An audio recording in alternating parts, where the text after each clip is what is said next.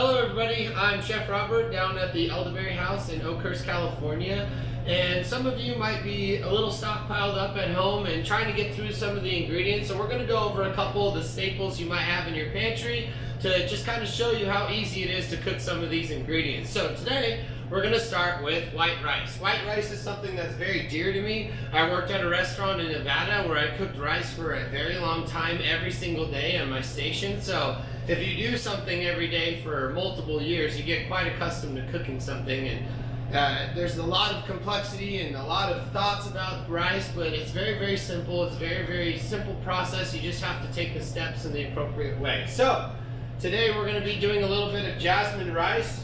We have 2 cups of these, and before we do any cooking at all, it's very, very important that you have to wash your rice. So we're going to go over to the sink and wash our rice real quick, and I'll explain things there.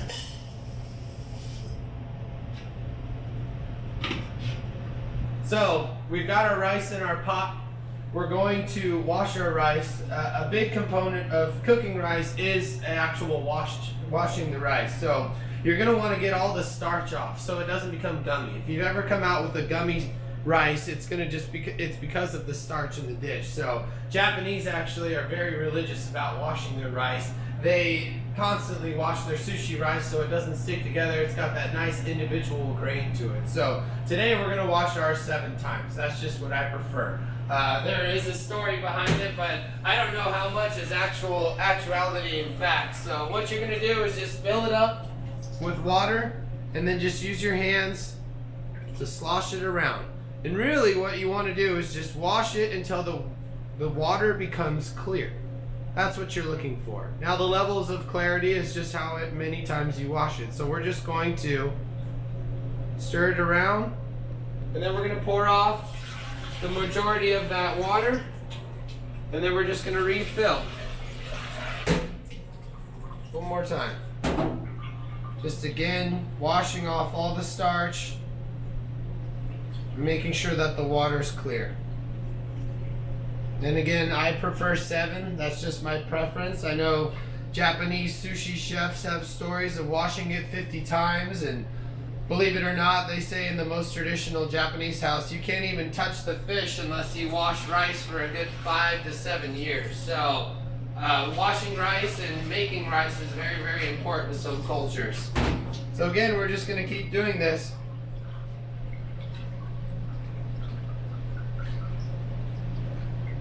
And the water is just going to become more and more clear every time.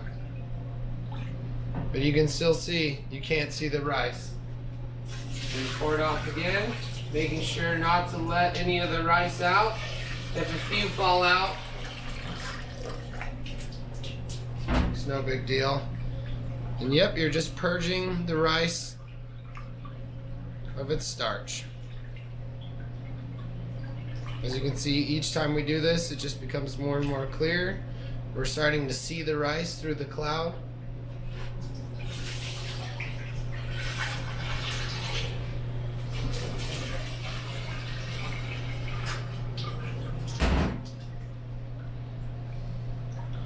Making sure to circulate both ways so the current hits the grains of rice both ways.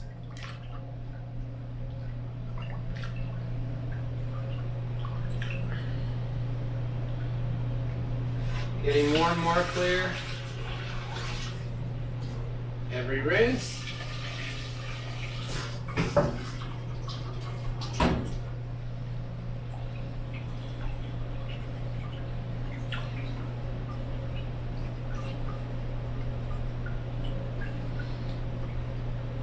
Alright, I lost count of how many we're at, so I'll just say this is 7. And we're going to try to get out as much of the water as possible, just kind of holding this. You could use a strainer, but I'm just going to use my hand. Alright, that's how we wash our rice. I'll meet you back over at the stove and we'll get things cooking. So we've washed our rice 7 times. And you can see there's a little bit of residual water inside of the pan. This will always happen after you wash your rice, but you need to compensate for your recipe. So we have 2 cups of rice and we have 4 cups of water. I would say there's going to be about 1/4 cup to 1/8 cup of water residual in there. So you're going to have to make up for that when you pour this in. That's a common mistake, is people put the full amount of water and don't compensate for the water that's on the rice. So you're just going to pour in your rice.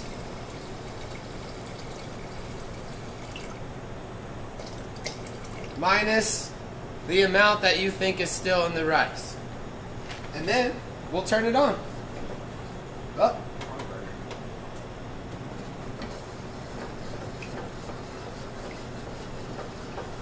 We're just going to give it a little stir, kind of oscillate it a little bit so all the grains are nice and comfortable in there. We're going to give it a little pinch of salt. Just a little pinch, because we'll finish seasoning at the end. We're going to do 2 tablespoons of butter. And then you can do herb of your choice. You can do a little basil if you want a little more Asian. You can do rosemary and lavender if you want a little bit of that. I'm just going to do a little winter thyme that grows on the property, and we're just going to plop that in there. Now we're going to bring this to a boil, and I'll show you. We're going to reduce the top liquid until it becomes what I like to call the crater stage, which is where you can see little craters of steam and moisture coming out of the top. And then we're going to cover it. We're going to let it simmer for about 15 to 20 minutes, depending on what the rice tells us. Again, recipes are always suggestions. You need to pay attention to the ingredients that you're working with. So make sure that you see that, you know, the flame's a little hot, it's reducing a little bit faster, or your simmer's a little higher. So we're going to let this come to the crater stage. We're going to let it cook on a simmer for 20 minutes, and then we're going to let it rest open for 5 minutes. So we're going to bring this to a boil, and we'll be right back.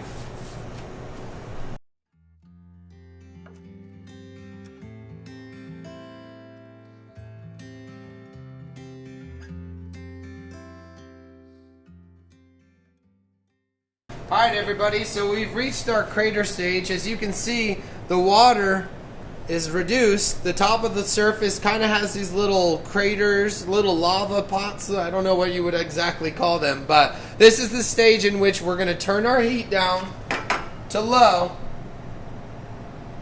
as you can. I like it to be as low as it can. And then what we're going to do is we're going to put a cover on top of it. I'm using a bowl because I like it to create a little bit of pressure down on the rice. It keeps the steam kind of in circulation. But what we're going to do is we're going to simmer this for 20 minutes, and then we're going to come back and we're going to open up the bowl for another 5, and then we're going to let it rest for an additional 5, just to let all that into moisture and you get a really dry, nice, perfect rice. So that's what we're going to do next. So we've let our white rice simmer for about 20 minutes on a really, really low setting, and now it's the time that we're going to take the top off. And again, you're going to let this steep for about 5 minutes. Really, you're just getting the excess steam to kind of flow out of here. It's that last part. Because it's been covered so long, there's been a lot of restriction on what can come out. This part's very, very essential, because what happens is all that steam comes out of the rice and it dries it and makes it more of a singularity, because it's going to make your rice kind of be one thing instead of just this mush contaminant. So what we're going to do now is just let it rest, and we'll be back in 5 minutes. Now that we've let our rice steam for the 5 minutes, developed, open up, makes it a little bit more of a singularity, we're going to remove the thyme. We're going to add 2 tablespoons of butter right on top in the center, and then a little bit of salt. So the important part when you're mixing your rice and butter and salt together at the very end is you don't want to be too aggressive. You want the long grains, you want as much of the long grains as you can get. So minimal stirring is very key. So what I'm going to do is I'm going to use the butter as my end to the rice, and I'm just going to use that to kind of break up everything, and use the butter as almost the lubrication between each rice grain, so it just kind of falls apart instead of chunks apart and breaks apart. And again, we put rice in there too, so we don't have to mix the rice in at the very, very end as well. So we're going to put the butter in there. Sometimes I kind of like to hide it in there for a moment, get everything off the walls. and let it just hide in there so it'll melt, but you don't want to over stir. You don't want to over mix. You definitely don't want to use a spoon and mix it like a mixer. You just want to be nice and delicate. One of the stories I like here is Erna's mother came to me, Omi, one day, and I was aggressively mixing something, and she said to me, "Pet's the Katze." And I was like, I don't know German, I'm very sorry. And she said, "Pet's the Katze." So I had to get translation from Erna, and it just meant pet the cat. Nice and smooth, nice and gradual. So that's what we're doing right now, is pet's the Katze. So now you can see our rice is nice and fluffy. It's nice and uniform. It's got a little stick to it. It's also got a little bit of singularity to it too. So that's white rice right there. Nice and easy. 2 to 1. Boil it to the crater stage. Simmer it for 20 minutes and then let it rest for 5. And then just don't overstir it and break everything up. Perfect. Get you a little